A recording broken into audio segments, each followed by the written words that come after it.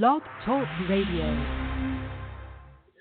Good evening, everyone. This is me, Jonathan Alexander, and I'm here to host our show, Life, Laughter, Happiness.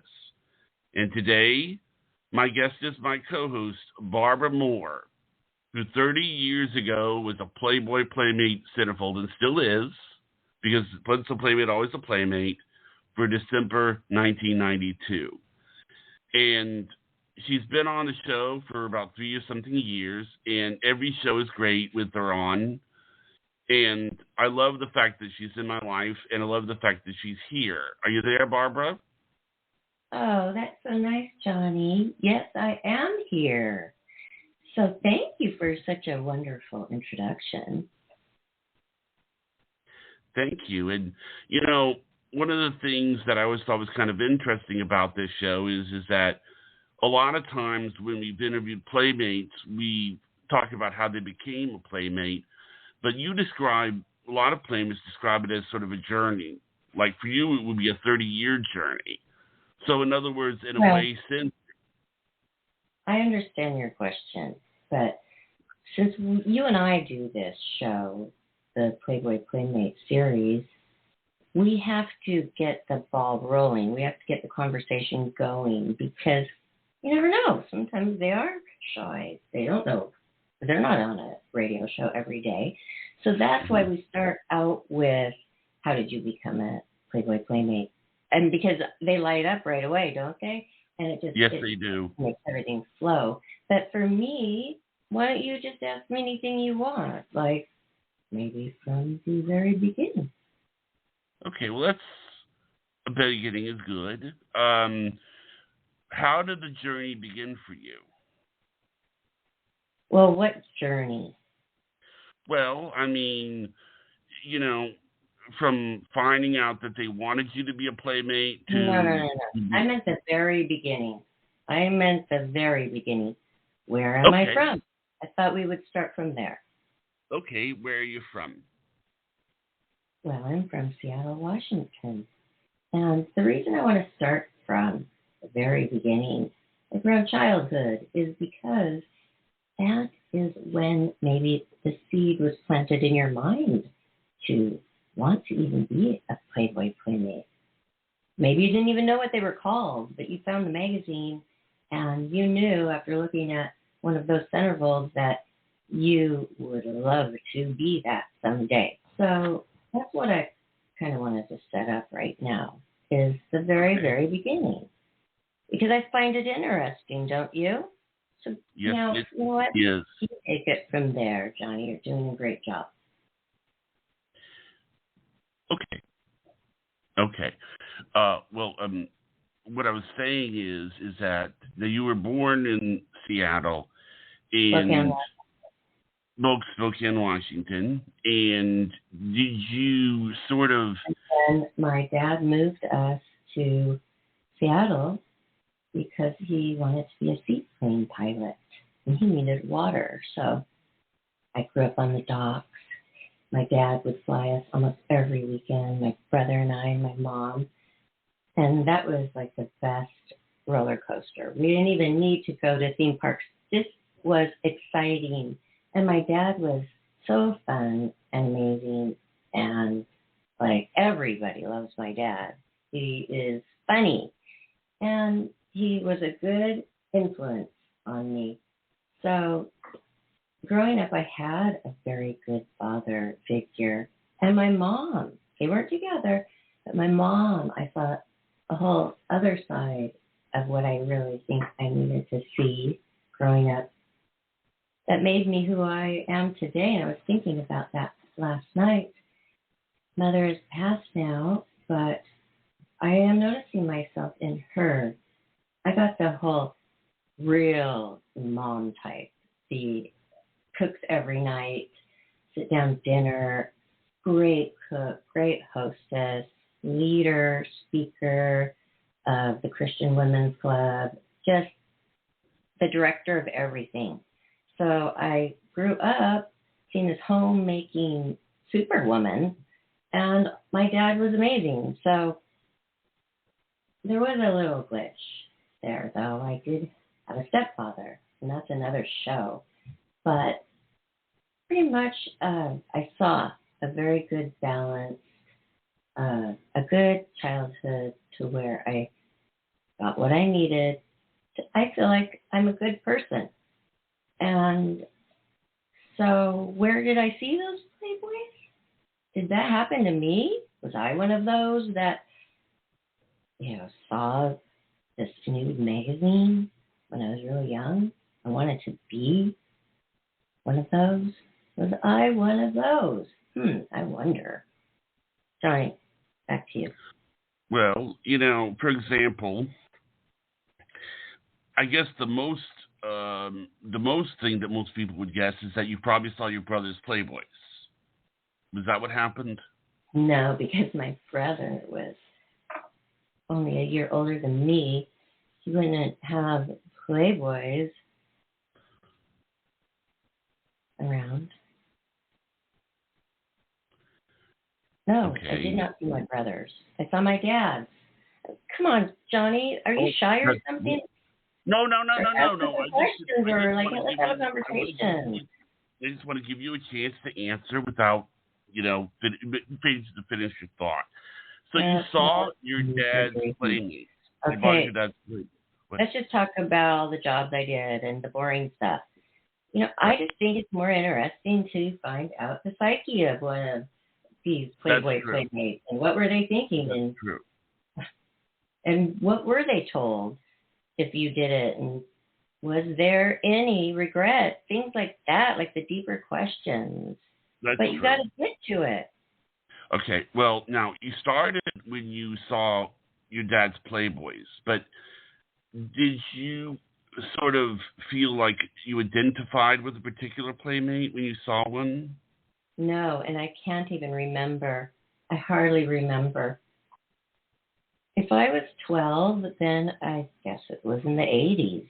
This was the time that, a few of those would be around. Plus, you know what? If I was looking at those, my dad, I would have probably been embarrassed if he caught me. I was 11, 12, 13, around there.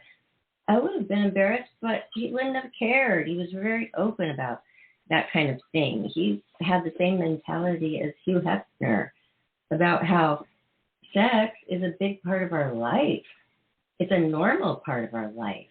It's nothing to be ashamed of. It's something to enjoy.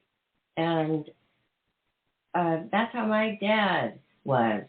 So, yes, that is when I hoped that I would become maybe curvy or tall enough. Because I was so tiny, I didn't know. I didn't know what kind of woman I was going to grow up to be. I couldn't see into the future. So then it was happening. I was a late bloomer. So at 18, I got this job right out of high school as a flight attendant.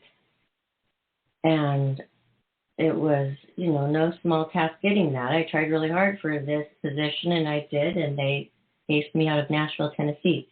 And I was not even thinking about taking Playboy at that time.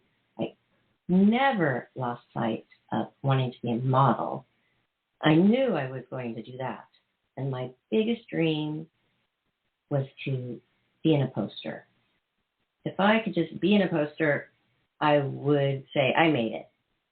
But a lot more than that happened. And I do remember, though, the first poster I did get, right when I moved to LA after my centerfold came out, Star Maker did a poster on me, and I just remember my dreams, and then I thought, my goal, I achieved the goal, I got the poster. So I wasn't even really thinking that Playboy was, I knew it was a way bigger deal, but I was remembering the goal, and I did it.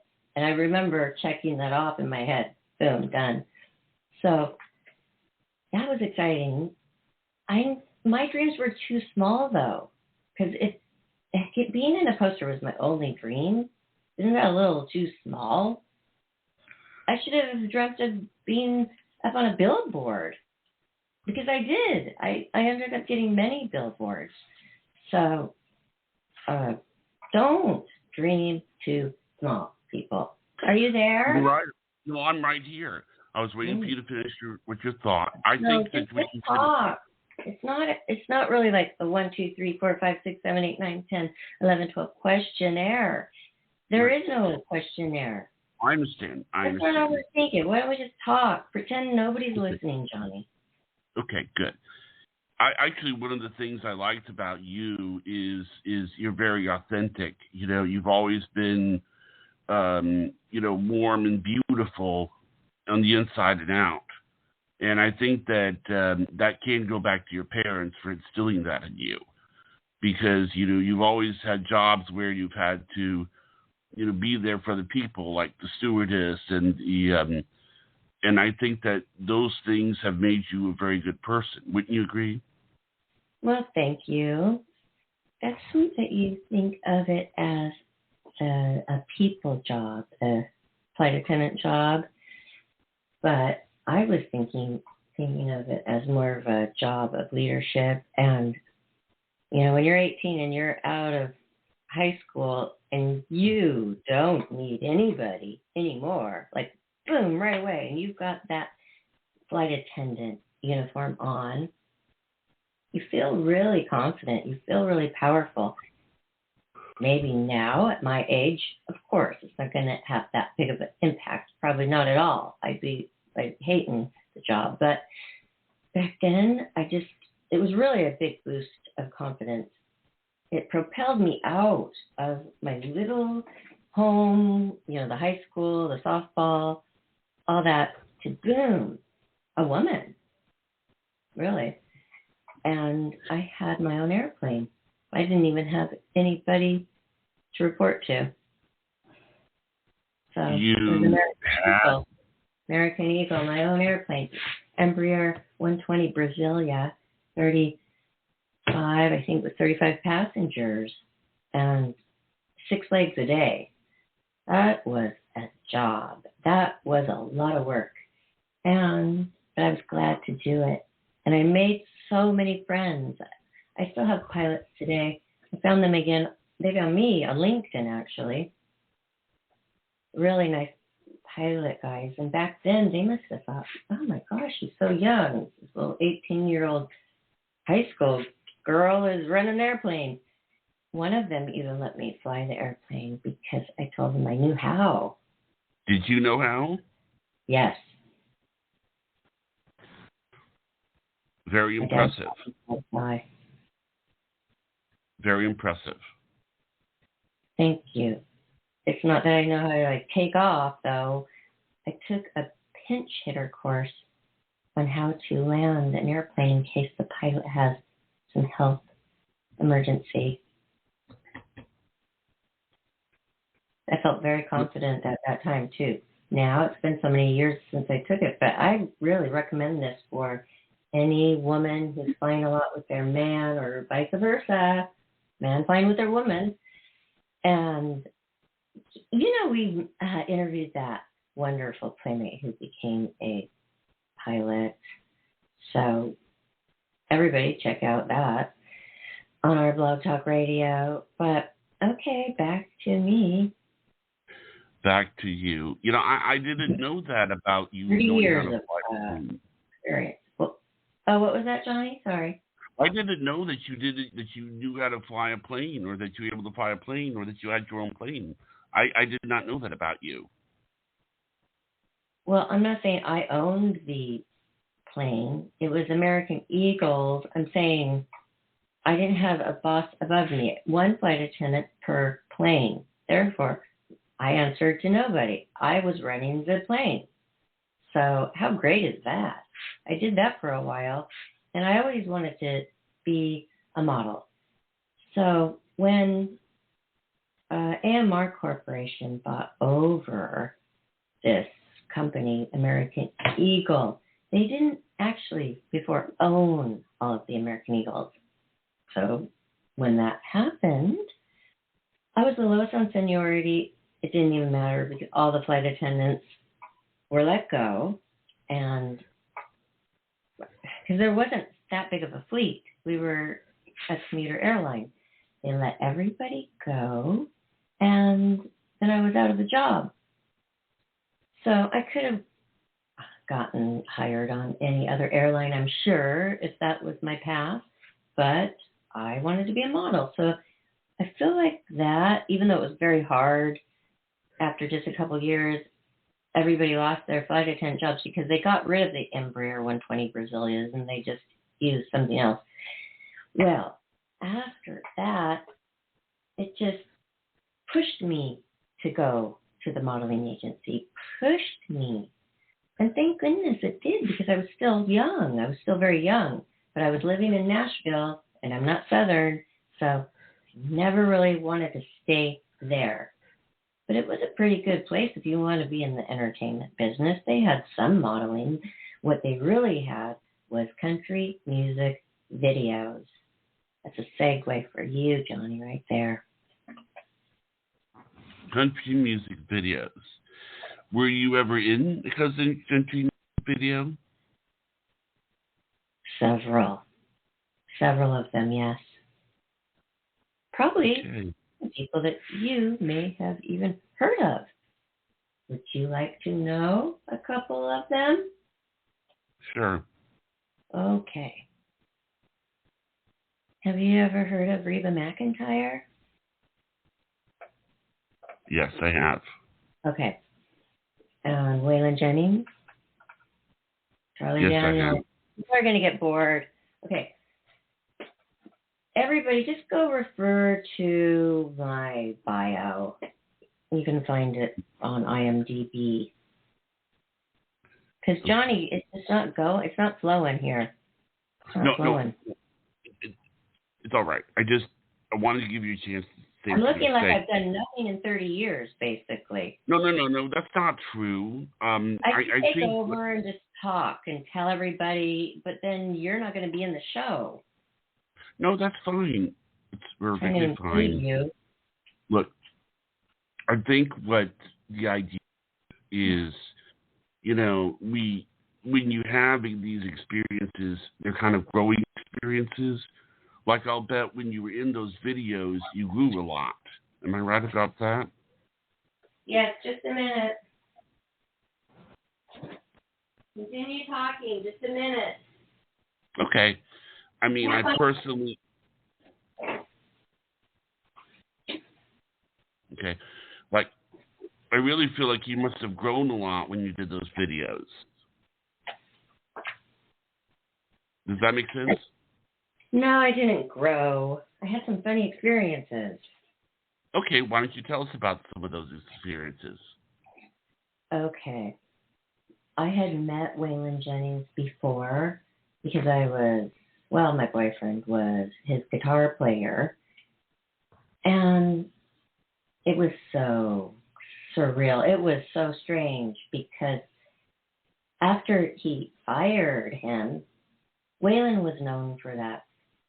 Just letting people go and just not even to their face.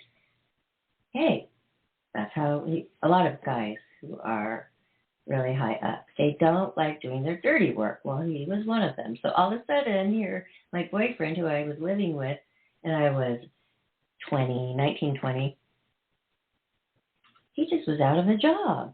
And so I kept going on my auditions. And then I booked this Waylon Jennings video. Because when you're a star, very rarely you're going to be on the casting, in the casting office. You know what I mean? Mm-hmm. So he didn't even know who they were going to pick. So when I was on set, I was thinking, I wonder if this is going to be weird vibes when he sees I got the part and he just fired my boyfriend. And he took one look at me and he said, "What are you doing here, Double Ugly?" And so then I knew everything was okay. And there was no connection whatsoever. You know what I mean? And we didn't even talk about him. So I did that music video with him called Wrong. It's real cute. And his nickname for me used to be Double Ugly. Now, my question for you when it comes to those things. And maybe you have an answer for it. I have seen and talked to a lot of people, and a lot of times what they'll do is they'll say, "Well, I'm going to do this thing," and maybe you can get some insight to this to the listeners. They talk about how, well, I'm going to do this thing, and this is a sure thing, and then it doesn't happen. It sort of falls through. What advice can you give people to know if something is a sure thing, like a sure deal or a sure... They want to do something to further themselves, something that they've always dreamt about. They want to do it, and they say they're going to, and they don't do it. Is that what you're talking about? No, I'm talking like you're getting offered to be in a movie, you're getting offered to be in a video, you're getting offered to do a modeling shoot, but then it falls through. So the point is, at what point do you brag to your family if it's just going to fall through? Does that make sense? When is it a sure thing? I would say that when you are booked, it's a sure thing. Or you can call them from the set. I guess I asked that question because it happened to so many people. They get these things and then they fall flat and they never happen. And it You're must be very talking to people who are wannabes then. You know what? Hey, get over here to this crowd. We're doers. We do things we say we're going to do. And I don't care, everybody. If it's your dream, those dreams matter. What you think about, what you want to do it. I'm even surprised at myself that I am doing another thing that I've dreamt about. But isn't this the world of self-help YouTube videos? Log on. I found my favorite lady. She's changing my life. I love it. And also, about how many years ago now has this been since I won those 2 U.S. titles, ballroom dancing? Right. I didn't even start dance training. I did gymnastics, but I didn't start dance training until 29 years old. And it took me 4 years, and a few months to actually get to the top. You've got to learn the basics first. You've got to learn, and you can't just go learn steps and become a champion. You've got to know the technique. I put in 5 days a week, 2 hours a day for years, 26 competitions a year, okay? Sometimes 200 entries per day, to where I would go up, have to sit in the bathtub to soak my feet before I went down for round 2. Not even round 2, okay, for the next part of the day. Because I'm telling you, I have done 48 rounds to win the Ohio Star Ball. To be number 1 out of 45 couples, that's cool. And you know what, everybody? I didn't even start until I was 29 years old. Okay? And actually... What? Well, what did I say? One of the things that I like about you, and the story that you just told sort of verifies that, you have this incredible instinct to be prepared whenever you do something. You don't do anything unless you're prepared. Am I right about that? No, because I fool you then. Because the reason you think I'm so prepared is because I'm calm. Really? Oh, yeah. There's been many times where I wasn't even prepared whatsoever, and nobody noticed. Stay calm, and I listen. You get the name, you have a little pencil to write down, oh, that's who we're interviewing, huh? Very true, Johnny. Very true. Well, that is right a surprise. Now, I literally right now feel like nobody's listening to me. That isn't even in my thoughts. And it's different when you're on the radio than if you had a camera on your face as well. I've noticed, modeling for 30 years, I notice those little differences of how I feel with, these differences. And I do notice that the radio, you can get lost and feel like you're just in a conversation and nobody's listening to you if you were being filmed, okay, visually. I feel that there's a little difference there. So I've done a lot of things doing radio shows. Remember the first almost 2 years, you and I did it 7 days a week I would grocery shop and be doing the show. Nobody knew. You're right, I didn't. I have my new microphone. I'll be right here. You're Johnny, right, I didn't know about any of that that. was cute that you laughed. I'm glad you're listening up. See, I think that you were maybe a little bit nervous because you think you're not going to ask the right questions. Okay, I was a little hard on you because I want to see, what are you going to ask? I want to know. I mean, I want to see you step out of your box a little bit. But see, you already did. You stepped out of it. You're laughing. You're not thinking about people. And that's what I want with the show. I want it to be conversational. But I would like to, before we move on to the next subject, since we're on the country music, 6 years when I lived there, from 18 to 24.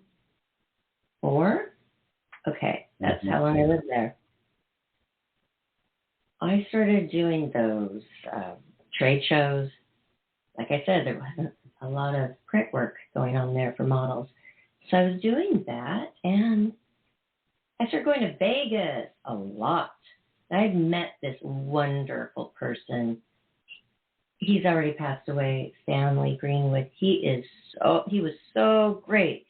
And we would just kick up the hills, but he was the one who paid me so much. And I got the job doing all of his all across the country trade shows.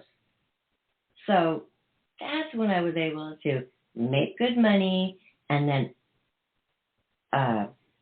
do photo shoots and just realize, hey, I can make a living doing this, but if I could get out of the small town and go to the big city, that's when it's going to be good. And I was thinking, how do I get out of here? How do I get out of here? How do I get out of here? Well, Playboy. It was so weird because that same week I was with my boyfriend. He came over to pick me up to go out to dinner, and he was in my room. I was changing. I disrobed. He looked at me and he said, you know what? You should do Playboy. I was surprised that he just blurted that out, but not so surprised because he had Playboy magazines at his home in the downstairs bathroom. So when I would be at his home, I looked through, I'm not sneaking at this age, but I would look through those too and think, I think I could actually do this now. So those were two different times where I actually was looking over Playboy magazine. Once when I was 12, when I visited my dad in Alaska. Also, when I was around 20, 21, 22, with that boyfriend who had the Playboys around. And then, lo and behold, he says this to me. And I said, you know what? I've always wanted to do that. He goes, call him up tomorrow. You know how I got that number to Playboy Enterprises? How? You think I did? How did I find that number? The golden number that was going to change my life. How did I find this? The newspaper. No, the Yellow Pages, but you were close. Okay, well. True story. And there were two numbers, one for Chicago and one for Los Angeles. So obviously I'm going to call the Los Angeles studio because I don't want to get stuck in Chicago to live there. You know, I kind of knew, hey, I've already moved with the company once to Nashville. I'm going to live where I want to live. Because you never asked me my childhood dream, so I will tell everybody right now.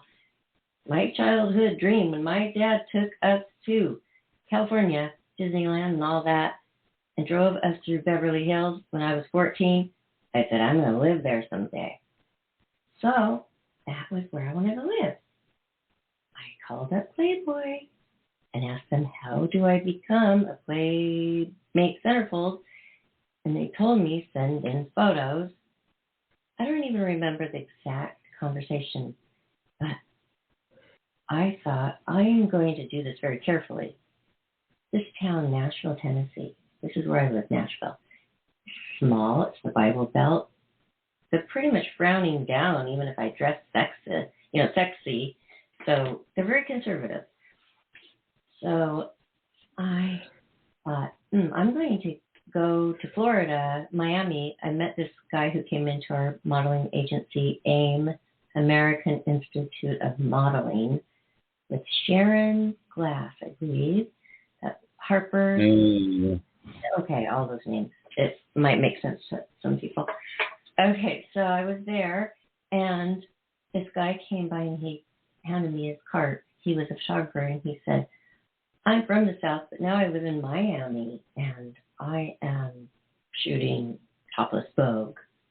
So if you ever want to test for Playboy, give me a call. So I had that card that I had kept for years, and I called him. The number still worked. That guy was named Ian Scott. So many models out here know him. He's an amazing photographer. I believe he's originally from the area of Nashville. And then, so that happened. I decided I wanted to shoot nudes out of the state with a photographer out of the state of Tennessee. Because, hey, I don't want those floating around. What if I didn't even make Playboy? I don't want nude photos floating around. Either I was going to do Playboy or nothing. I flew up there, did it. What? I was just saying that is true. Go on. What was true? What you said. You don't want that floating around. That's true. I didn't want it floating around and not get paid for something like that. So, yeah, and I felt it would be a little bit embarrassing if you tried for it and you didn't get it. And I know how those girls would feel, because when you don't know if you're going to get it or not, you're already kind of feeling that. Like, oh, God, that would be horrible. It happens all the time, Johnny, because only 12 ladies a year get this. That's true. So, can you imagine how many a day try out for it? And all of those. Have we ever heard any story of a woman who tried and didn't get it? Talk? Well, I have talked to some women on Facebook who were in Playboy but were not Playmates. But I never saw one that was bitter about it. I mean, have you ever heard of that happening, though? Yes, because I did bring in a couple of hopefuls because I wanted to get the $5,000 finder's fee, but they didn't make it. One I thought, oh my gosh, should have told me. I took her in because in LA they have the Thursday open call. We didn't have to do it. When you're out of state, you're getting A+ treatment. They fly you first class in, pick you up in a limo, take you to the Playboy Mansion. You meet Hugh Hefner, and you're there for all of the cocktail parties and the movies and the tanning bed, and it's wonderful. But the people who are local, well, you've heard, we've interviewed like over 25 Playmates. There's some of their stories. They never even got to stay at the Playboy Mansion. They were already living in California. All they did is drive over to Santa Monica or Sunset Boulevard and have to take a Polaroid and hope for the best. I was there because I brought 2 hopefuls in for the Polaroid day, which was Thursdays, okay? And I took one look at this friend.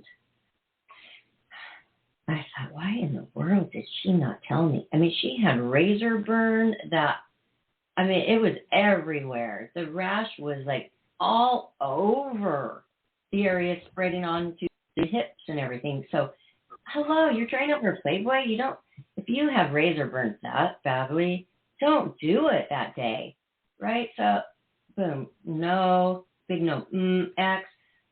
And then another one I was doing more as a favor, they really had big hopes, and it was somebody very close to me's girlfriend. So I was doing it more as a favor, and then I thought, I'm not doing this anymore because Playboy's not going to trust me anymore. I'm keep bringing these people in. The same thing. The razor burn was out of control. Literally 2 razor burn people. So they didn't make it, but I never talked to them about it afterwards.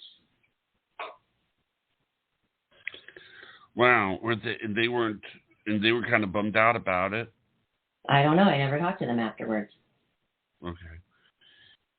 Okay, back to the country music videos. Okay. I want to say how wonderful it was to work with these country music legends. Charlie Daniels, I was able to do the 2-step with him in his video. Shout out to my fans out there. Please, if you ever have seen me wearing a red dress doing the 2-step with Charlie Daniels in a music video, please let me know because I've never seen it. And it's the only one that I've never seen. And I want to find it, and I want it. And he was the sweetest.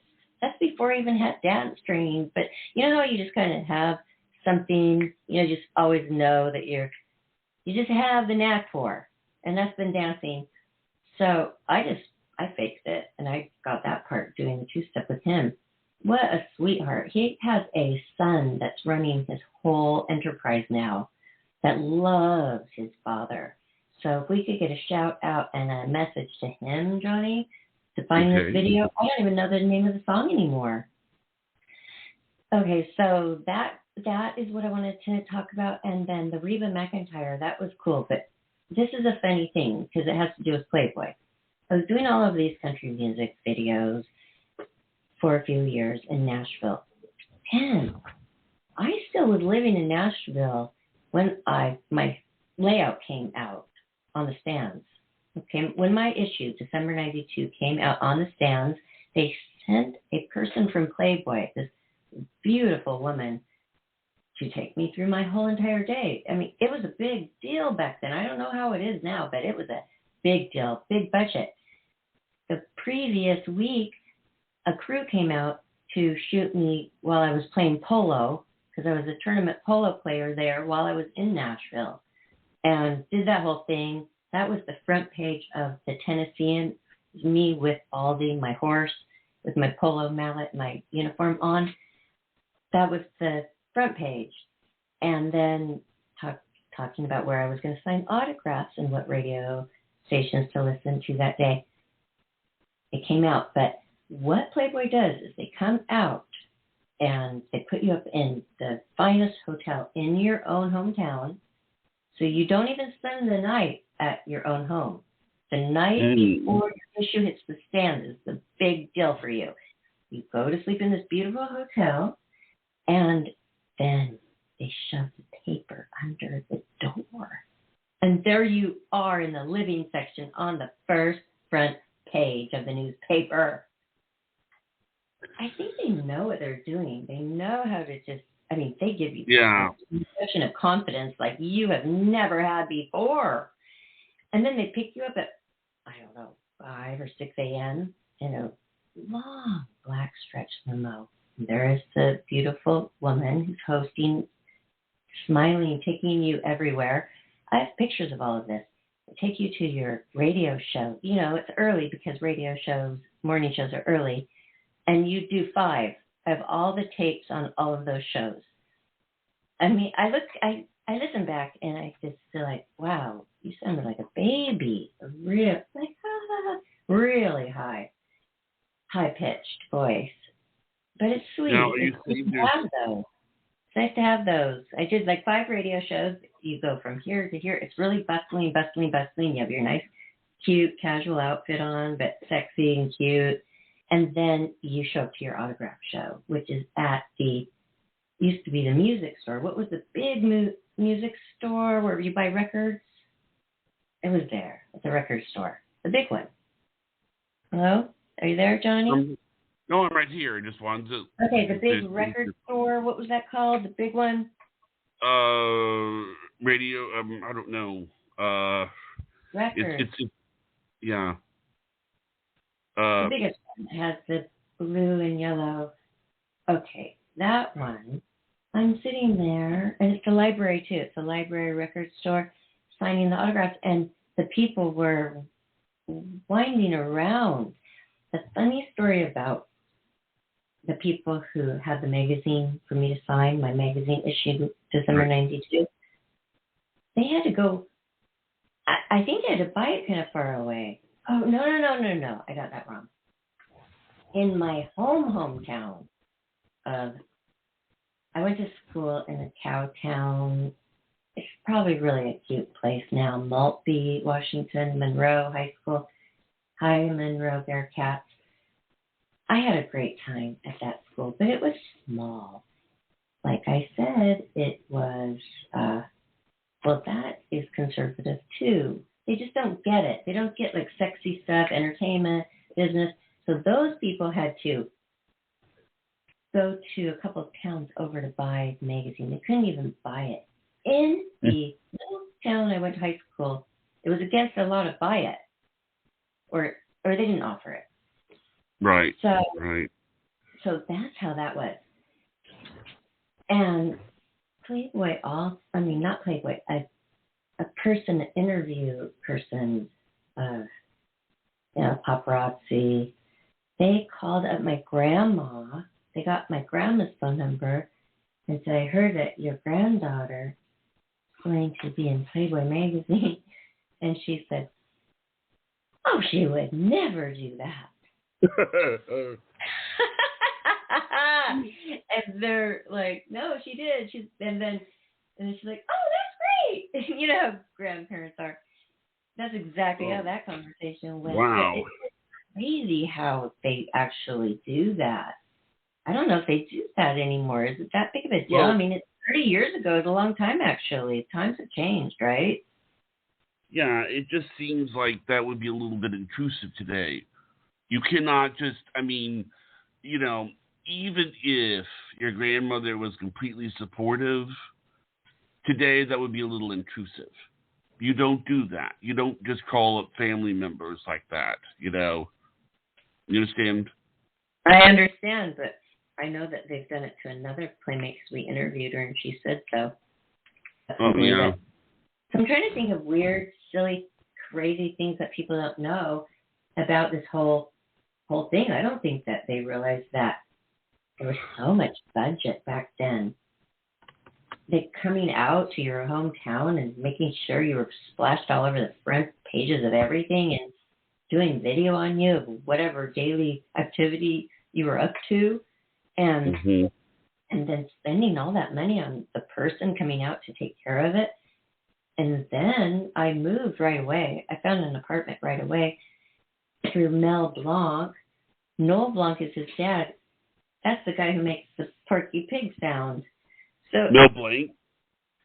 Yeah, he could do it, but his Noel Blanc, his father was the one who did all of those sounds, but I would have him do it for me all the time. And I became friends with him at the Playboy Mansion. He was always up there. Well, he had this apartment that he had rented for some girlfriend, and it was no more. All I had to do was take over the lease, this prime Beverly Hills apartment. Oh, my gosh. I lived there. I had that apartment for 9 years, and then when I moved to Vegas for a couple years and came back, the same people rented. Not exactly the same apartment, but I lived in 3 different apartments at this place. Those were the good old days. I don't know if that exists anymore. It seems quite corporate. Everywhere, any apartment complexes, it's just like huge company. Back then, Beverly Hills was so different. It was just such a smaller community. Now, it's actually, people are moving out of there. They don't even feel safe. I did. I moved. I live down here in Huntington Beach now, and I love it down here. It must be an interesting town. I mean, looking, living there, and then, I think one of the things is that there's a certain magic to the state of California, it seems, especially, when you around where you live. Wouldn't you say so? I think you're right. You know, latitude changes your attitude. Hmm. It's That's so true. true, though, Johnny. I am telling you, I do the exact same thing. I do. But if I lived in Arizona, where I was living for a couple of years, completely depressed and not happy because of living there, but I just couldn't even survive. I couldn't because my attitude just was not groovy with living there. The minute I moved here, I became successful again. It really matters to me. That's People are like, good. oh, well, why don't you live in, anywhere? Like, anywhere, if you just can do anything from your place. It just matters. I'm telling you, it just does. It's not like I go to the beach every day, but I like to know that it's there in 4 minutes if I want to. Mm-hmm. I mean, oh, that's true. Let me ask you this: when you're on the beach, has anybody ever recognized you? Oh, Johnny, I'm sure in your mind you're thinking, oh, bikini clad California girl. People recognize me when I use my credit card and it has my name on it. That's when they're like, oh, are you the real Barbara Moore? Yeah, well, I am. But it's usually Austin Powers, the fembot role that I had in the big blockbuster, because there's power in being in a blockbuster, everybody. Whoa, these residuals, they're still coming in.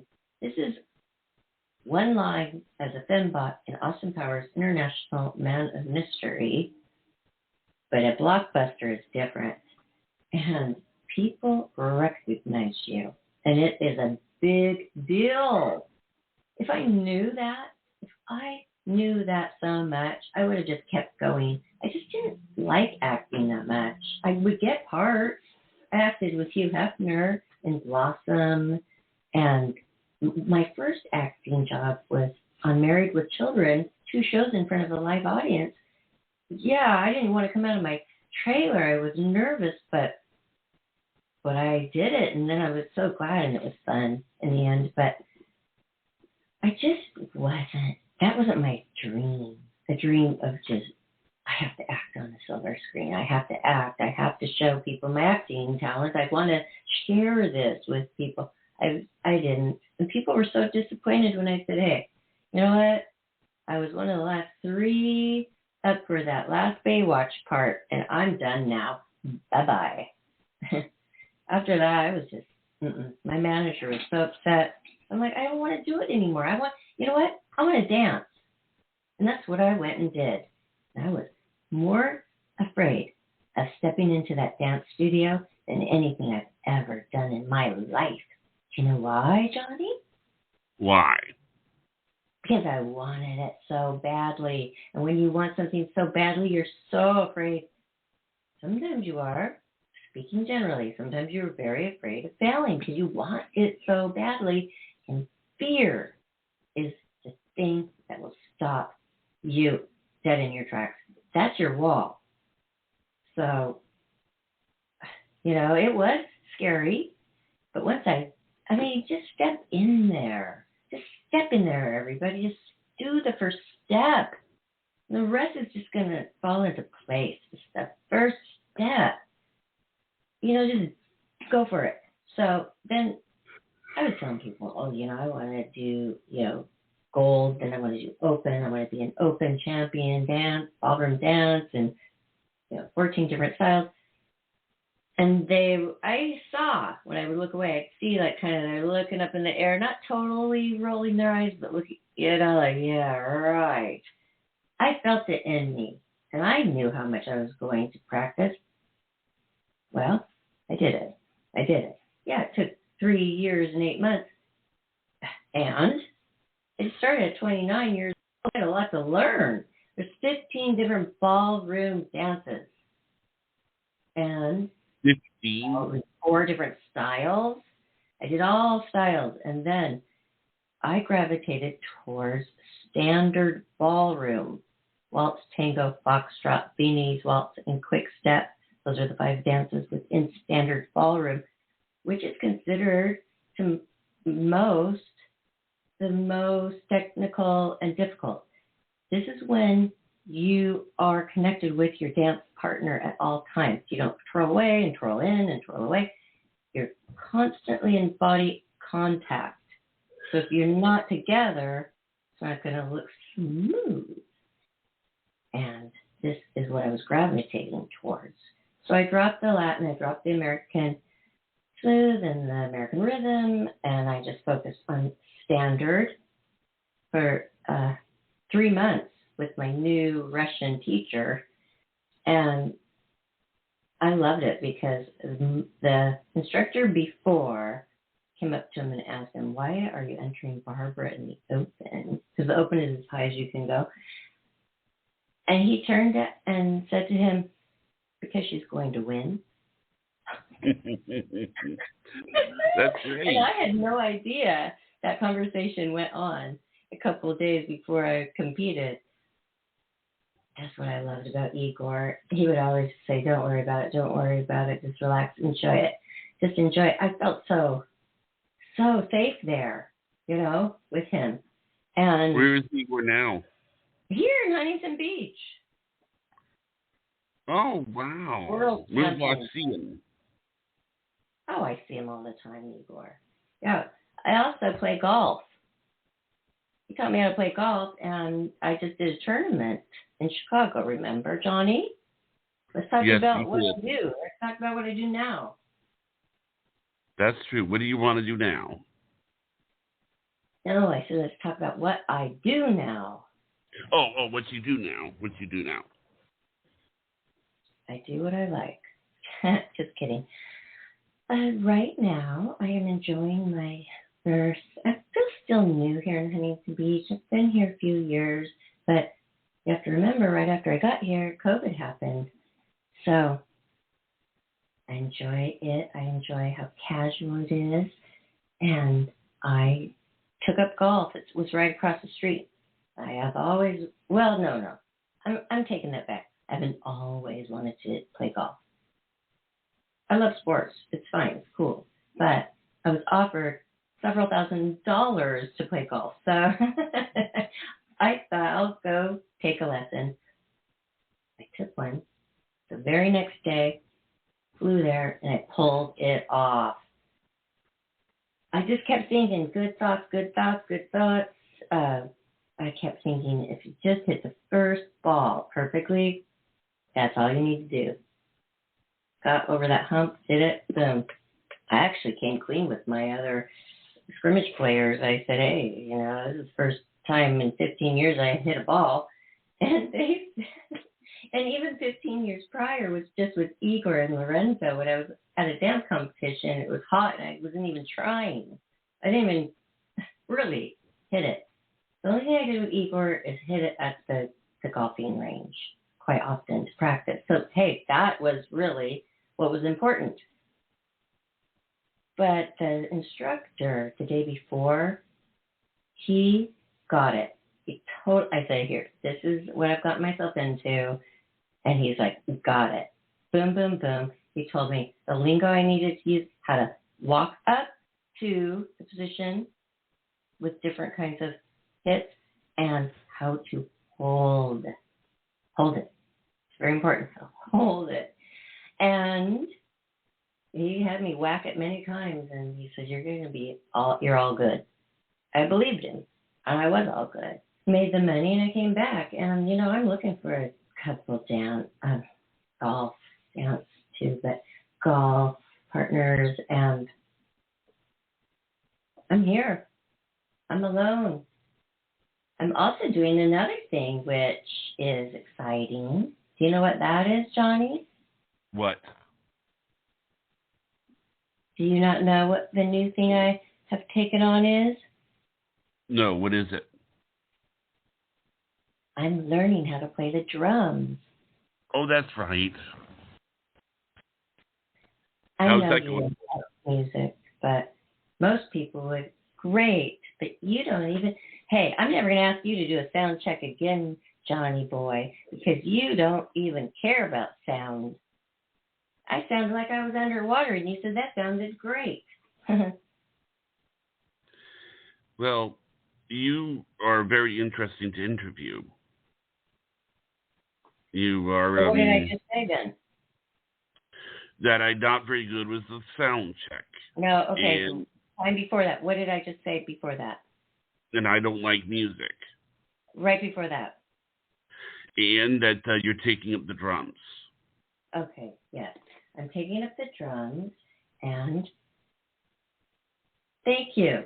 I have found another instructor, and all you all out there who want to know who it is, you go do your work, your research, and I got the best instructor for drums. I'm learning, and it's so fun. It's only been a few times. Hey, everybody, I need drums. I need a drum set. If you have an extra one, send it over.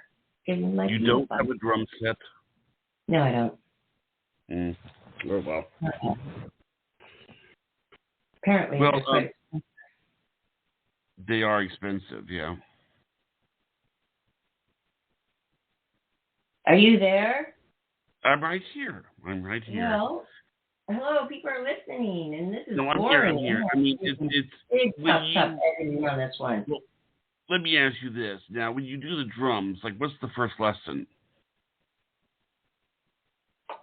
First lesson would be to learn the different drums that you will be using and the names of them. Then a little bit about how to hold the sticks. They don't want to give you too much at first because you're going to get overwhelmed. You're thinking about a lot of things.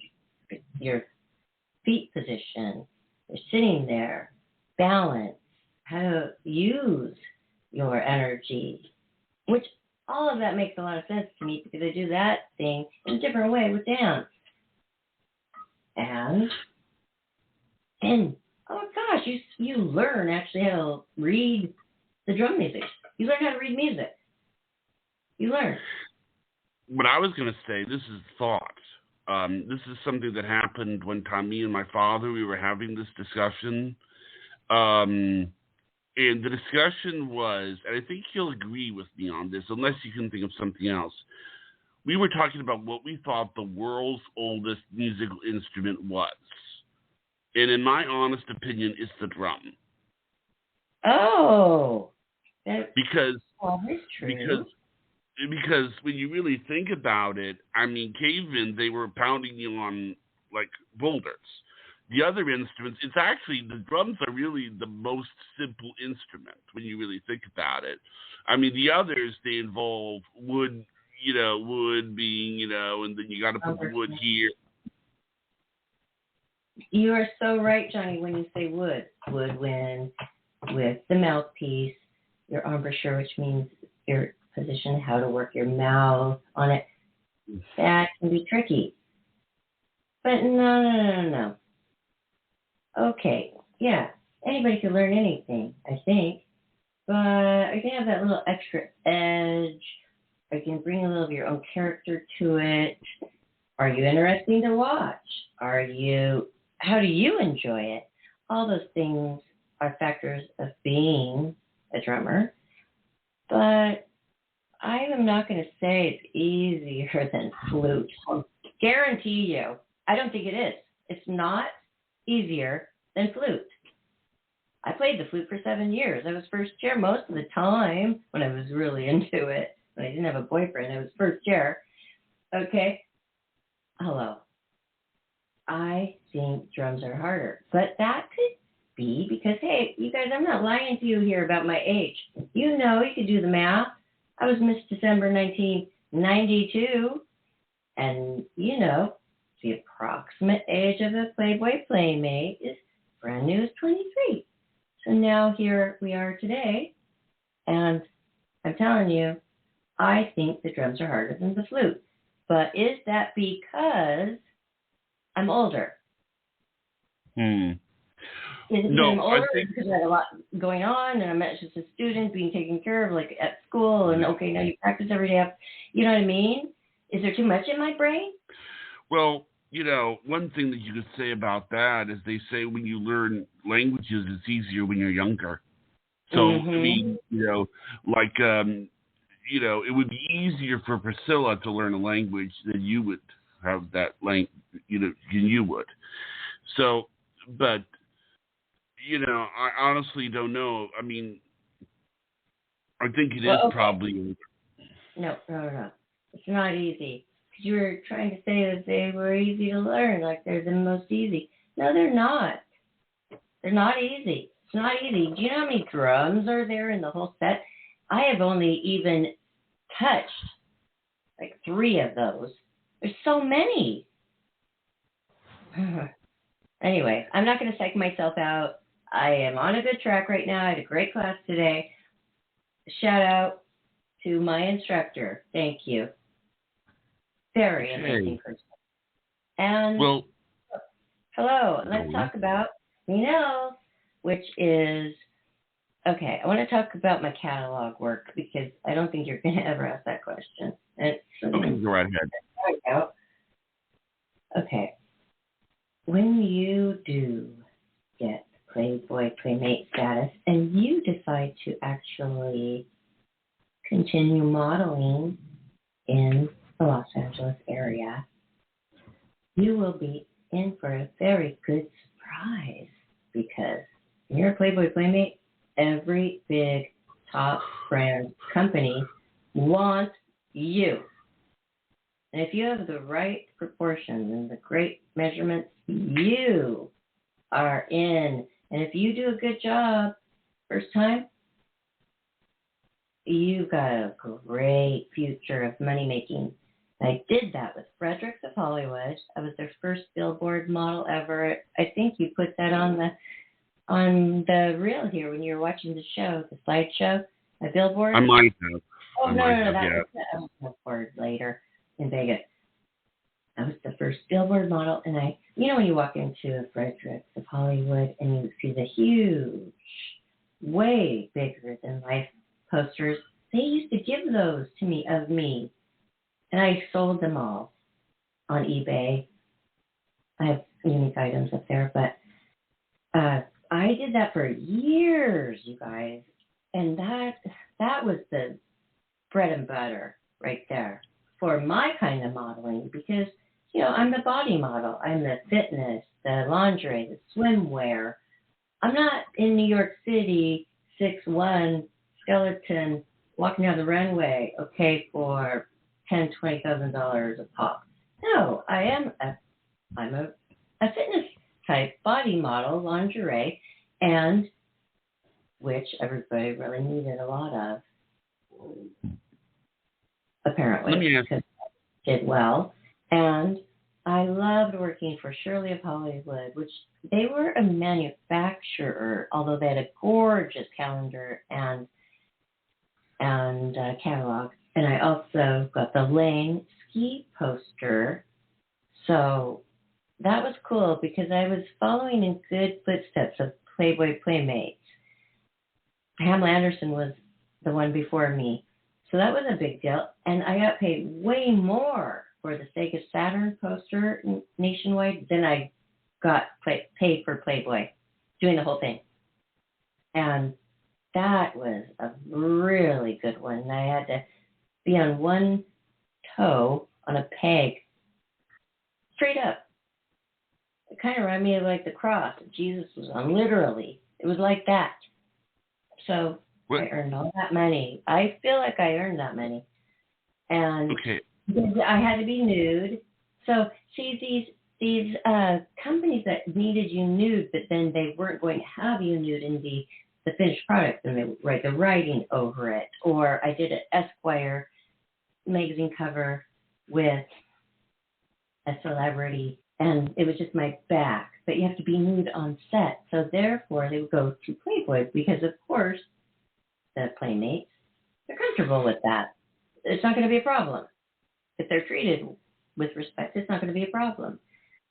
So all the catalogs and then the posters and and the top companies that would hire you to be their spokesmodel as well for the year. Like the beer, all the beer. I did the Miller and the Pacifico. And I have an interesting story about the Pacifico beer shoot in Mexico after you asked me your question. Well, I mean, when you do those shoots, I mean, do you do anything to mentally prepare? No, but physically, yes. Okay. Can you elaborate? On how to prepare physically for a shoot like that? Yes. Okay. You really have to work your ass off. And you can't have an ounce of fat on your body. And it has to be smooth and perfect, no matter which way you turn. And your nails have to be absolutely perfect. Your skin has to be flawless. Your hair has to be healthy and perfectly done. Colored just perfectly. And your skin tone has to be perfect. Then you are ready to go in front of the camera. And sometimes I don't even want to work out anymore, which is so bad. But all those hours and hours of just working myself to the bone, and sometimes even, I'm not saying starve. I'm not going to say I'm starving myself, but because now I'm learning that this intermittent fasting is actually good for you. Good, because I did that quite often. Everybody, don't eat any salt either before your shoot, and right. And you'll be fine. But it was hard, and sometimes you just don't want to. You want to eat everything, especially around Thanksgiving and Christmas time. And my mom told me, Barbara, this is part of your job, staying in shape. It actually meant so much to me, because sometimes I didn't know if my mother was even really proud of what I do, what I've done, what I do. It was different when she would come out and visit me. I would see that she was, but going into her atmosphere, it was so Christian. It's not like they hid the Playboy thing, but it wasn't brought out too much in conversation. But when you're in a family, there's certain family members. It's amazing and so cool. Like my uncle, her brother, here's another thing that stuck in my mind when I was a little girl. Literally at 6 and 7 years old, we would go over to Uncle Dick's house, and my mom would say, "Don't let the kids go in your room." And they'd be always laughing. And I snuck in there one time to see what they were talking about.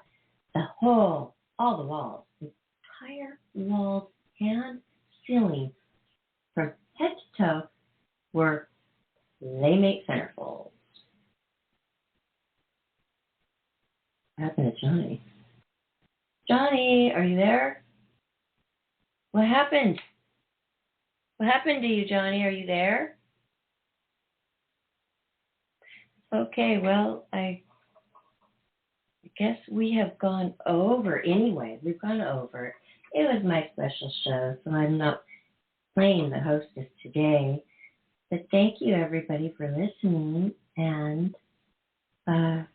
if you want to know more about what I accomplished or my life or what I've done since Playboy, then go to my links on the show description, Instagram, Twitter, and Facebook, and you can find out more.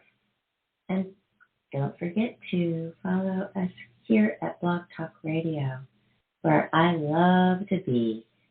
And it's so fun because I never thought I would ever be doing radio.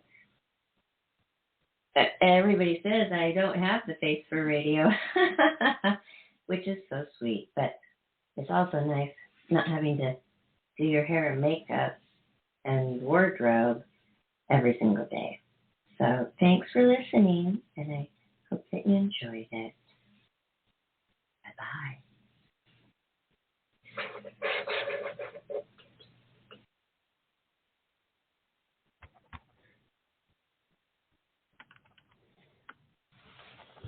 All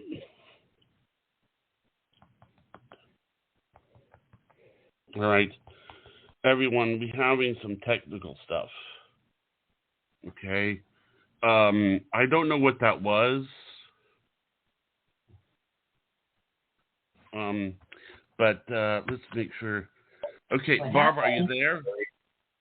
Yes, I I am. don't know what that happened? was.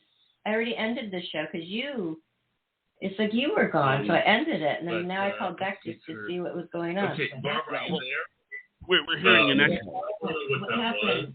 I already ended the show because it's like you were gone, so I ended it, and then now I called back just to see what was going No, on. we're still on. We're hearing an echo. What happened? I already ended the show because it's like you were gone, so I ended it. I'm here. No, I'm hearing an echo. Be done. End. Bye-bye. We'll end the show. We're done. Bye-bye. Bye. Okay.